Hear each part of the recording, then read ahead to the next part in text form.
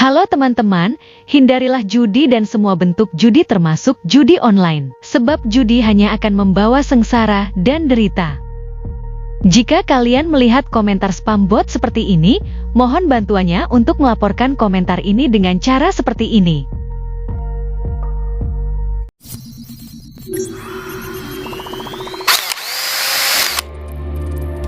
Assalamualaikum warahmatullahi wabarakatuh. Selamat datang kembali di Rio Hotspot Channel. Bursa transfer paruh musim, kalau kami perhatikan ya, justru yang ramainya itu di Liga 2 ya. Dalam catatan kami pertanggal 17 Januari 2025 itu udah hampir 100 pemain yang pindah klub dan juga pemain baru ya. Sementara untuk di BRI Super League sejauh ini Semen Padang yang paling sibuk dalam bursa transfer. Tercatat Semen Padang ini sudah datangkan 10 pemain baru, 6 asing dan 4 lokal. Tentu targetnya mungkin bukan jadi juara ya, tapi paling tidak untuk bisa bertahan di Super League musim depan. Kecuali memang tim-tim yang ada di 10 besar di ranking liga saat ini Super League ya, tujuannya mungkin adalah juara. Nah, sebelum kita rekap nih pemain-pemain yang sudah masuk ke 10 tim besar ya di BRI Super League, kita akan coba bahas dulu nih, kenapa sih tim-tim ini tuh sangat ngotot untuk jadi juara musim ini, terutama yang 10 besar. Kita tahu lah ya, sejak era Liga 1 di tahun 2017 silam, ini banyak mitos jika katanya nih, juara paruh musim itu nggak selalu akan jadi juara di akhir musim. Ya meskipun faktanya, ada beberapa tim yang juga mampu lakukan hal seperti itu, kayak Bali United nih di 2019, PSM Makassar 2022-2023 dan Persib Bandung di musim lalu yang juga juara paruh musim tapi juga juara di akhir musim. Dan inilah catatan juara paruh musim dan juara liga sejak era 2017. Di 2017 juara paruh musimnya itu adalah Madura United, tapi justru juaranya ya Bayangkara FC, itu pun dengan berbagai kontroversi ya. 2018 juara paruh musimnya adalah Persib Bandung, tapi justru juara akhir musimnya Persija Jakarta, ini pun sama dengan sejumlah kontroversi seperti Joko Driononya. 2019 juara paruh musimnya adalah Bali United dan juara akhir musimnya juga Bali United. 2021-2022 juara paruh musimnya adalah Bayangkara FC, tapi justru juaranya adalah Bali United. Ini disebutnya pembalasan ya dari Bali United. 2022-2023 juara paruh musimnya adalah PSM Makassar. Juara akhir musimnya juga PSM Makassar, dan PSM jadi tim kedua sejak era Liga 1 yang mampu juara paruh musim juga juara akhir musim. 2023-2024 juara paruh musimnya itu adalah Borneo FC. Di akhir musim pun sebenarnya Borneo FC jadi juara sih regular series, tapi gagal ya karena adanya Championship Series dan juaranya adalah Persib Bandung. Dan musim kemarin 2024-2025 juara paruh musimnya adalah Persib Bandung, dan Persib juga juara akhir musim.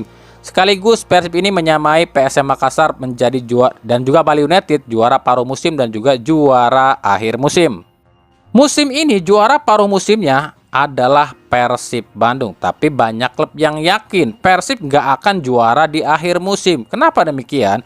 Ini berdasarkan beberapa hal kata mereka. Yang pertama alasannya adalah belum ada satupun sejak era Liga Indonesia ada tim yang mampu hat-trick juara. Ya ini juga sama dulu sih, sempat ramai juga ya ini saat apa ya, katanya belum ada nih yang mampu tim itu back to back juara secara langsung, karena kan Bali United back to back tapi kan ada jeda 1 tahun. Tapi ternyata itu dipatahkan oleh Persib. Nah, apakah kali ini Persib pun bisa mematahkan mitos ini dan menjadi tim pertama yang hat-trick juara? Alasan yang kedua, kenapa klub-klub ini yakin kalau Persib nggak akan jadi juara di akhir musim? Para klub ini tuh masih berpegang pada tradisi di mana paruh musim pertama itu sebagai penjajakan, sementara paruh musim kedua itu sebagai finishing. Sebab di paruh musim kedua itu uang dari sponsor udah masuk, yang artinya finansial lebih mapan dan bisa belanja sesuai keinginan. Alasan yang ketiga, paruh musim kedua itu tim-tim tuh udah bisa membaca nih permainan timnya sendiri dan permainan tim lawan, sehingga bisa ngetahui nih kelemahan tim lawan dan juga kelemahan timnya sendiri. Dan alasan yang keempat tentu saja adalah uang. Ini bukan rahasia umum lagi ya, kalau tim yang banyak uang meskipun di paruh musim ini ngap-ngapan alias terseok-seok, Tapi kalau banyak uang bisa aja tiba-tiba jadi juara. Paham kan maksudnya kalau yang ini?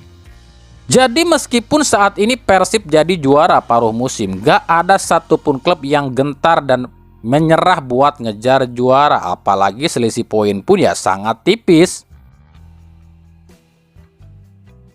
Nah sekarang kita lihat nih dari 10 besar klasemen sementara, mulai dari Persib Bandung di urutan pertama sampai Arema di urutan ke-10. Tim mana nih yang udah banyak belanja pemain baru?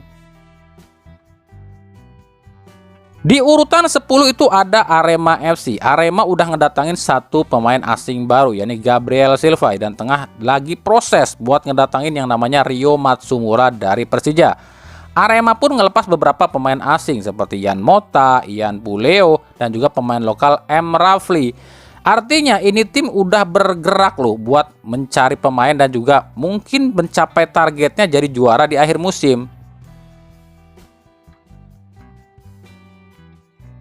Di urutan ke-9 ada Bayangkara FC. Ini pun rajin nih mendatangkan pemain baru seperti Privat Embarga dan juga Henry Dombia untuk asing ya, dan melepas beberapa pemain mudanya. Di urutan 8 ada Bali United, sudah mendatangkan satu pemain asing baru, TP Yoshida, dan melepas beberapa pemain lokal juga. Dan juga lagi ngusahain beberapa pemain baru baik asing maupun lokal, seperti salah satunya adalah Yusuf Melana dari Persik Kediri. Di urutan ke-7 ada Persebaya. Sejauh ini sudah mendatangkan 3 pemain asing baru, Bruno Paraiba, Jefferson Silva, dan Gustavo Fernandes. Untuk pemain yang dilepas sih belum diumumin sih ya, meskipun katanya ada Dime Dimop, Diego Marusio, dan satu lokal itu siapa ya, Rizky Dwi Pangestu. Di urutan ke-6 ada PSIM Jogja. Hingga saat ini belum satu pun pemain baru yang masuk, tapi sudah melepas beberapa pemain lokal seperti Iksan, Diandra Diaz, dan juga Rafinha.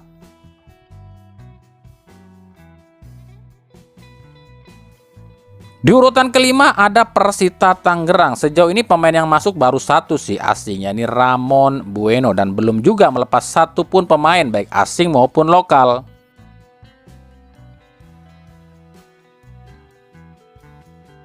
Di urutan ke-4 ada Malut United. Pemain yang masuk sih belum ada ya, meskipun dalam pantauan kami ada 4 pemain asing yang akan segera diumumkan.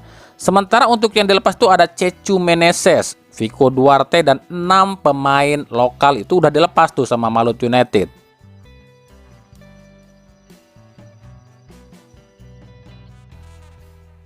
Di posisi ketiga ada Persija Jakarta. Sejauh ini baru mendatangkan 2 pemain baru, yakni Fajar Faturrahman dari Borneo FC dan Alaidin Ajairi ya, dan melepas beberapa pemain lokalnya.